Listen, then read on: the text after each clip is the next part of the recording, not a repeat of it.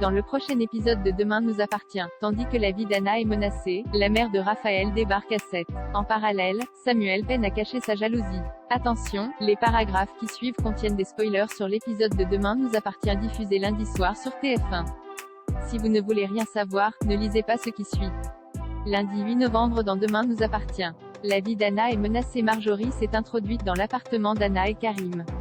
En fouillant les lieux, elle prend une photo de la psychologue accrochée sur le frigo qu'elle regarde avec insistance. Pendant ce temps, Anna contacte Karim en prison. En apprenant qu'il n'a pas été mis à l'isolement, Anna, qui craint qu'il soit en danger, jure de tout faire pour le sortir de là. Et de préciser qu'elle ne le laissera pas tomber. Après avoir obtenu le feu vert des médecins, Anna rentre chez elle et constate rapidement que de nombreuses choses ont bougé en son absence. Si Chloé pense que les policiers ont sans doute mal rangé après la perquisition, Anna n'en est pas si sûre. Plus tard, Raphaël rend visite à sa cliente pour la prévenir qu'elle sera probablement convoquée dans la semaine par le juge. Certaine que le meurtrier de Jim est le même que celui de Marjorie, l'avocate compte bien réussir à obtenir un non-lieu en démontrant qu'Anna était en prison au moment des faits. Tandis qu'elle discute, Anna aperçoit Marjorie dans son jardin qui lui fait signe de se taire. Seulement, la psychologue est persuadée d'avoir été victime d'une hallucination et ce d'autant plus qu'elle vient de commencer un nouveau traitement à base d'anxiolytiques. Peu après, Anna se réveille d'une sieste en découvrant que quelqu'un a allumé des bougies et que l'eau de son robinet coule à flot. Elle s'empare alors d'un couteau de cuisine puis appelle immédiatement sa sœur pour la prévenir. Certaine qu'il s'agit de Marjorie, Anna supplie Chloé de venir la chercher au plus vite. Chez les Delcourt, Anna confirme à Xavier que Marjorie est bien vivante et que c'est d'elle qu'elle a peur.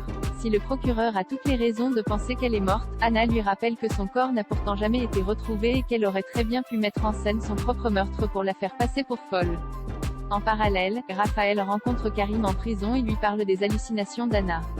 Comme ils sont convaincus que Marjorie est en vie, Karim craint qu'elle ne s'en prenne à la femme qu'il aime. La nuit tombée, Marjorie s'introduit chez les Delcourt. Un couteau à la main, elle se dirige d'un pas décidé vers Anna qui est profondément endormie sur un fauteuil. Lorsque Céleste se met à pleurer, elle s'en va en courant.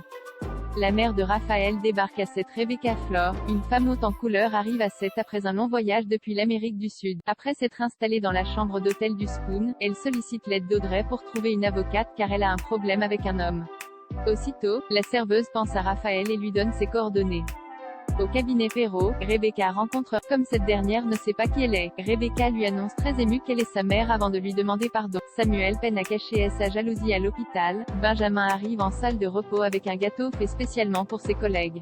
De plus, le médecin s'est mis un gros challenge en voulant faire une pâtisserie à la fois végane et sans gluten pour satisfaire les goûts de chacun. Malheureusement, le résultat est infect. Refusant de croire victoire, Benjamin goûte à son tour le napolitain qu'il a confectionné et finit par reconnaître qu'il s'est complètement foiré.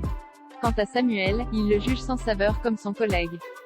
De mauvaise humeur, Samuel se confie à William. Bien qu'il reconnaisse s'être beaucoup rapproché de victoire ces derniers temps, le docteur Chardot affirme toutefois qu'il ne s'est rien passé entre eux pour l'instant. Dans la mesure où il le connaît très bien, William lui conseille de ne pas jouer avec le feu tout en précisant qu'Alma est une femme super. Plus tard, Samuel rejoint Victoire pour boire un café. Remarquant qu'elle est particulièrement de bonne humeur, il comprend que son sourire a quelque chose à voir avec Benjamin. Jaloux, le médecin se montre alors particulièrement désagréable avec sa consoeur. N'appréciant pas sa manière de parler, Victoire l'invite à aller se faire voir.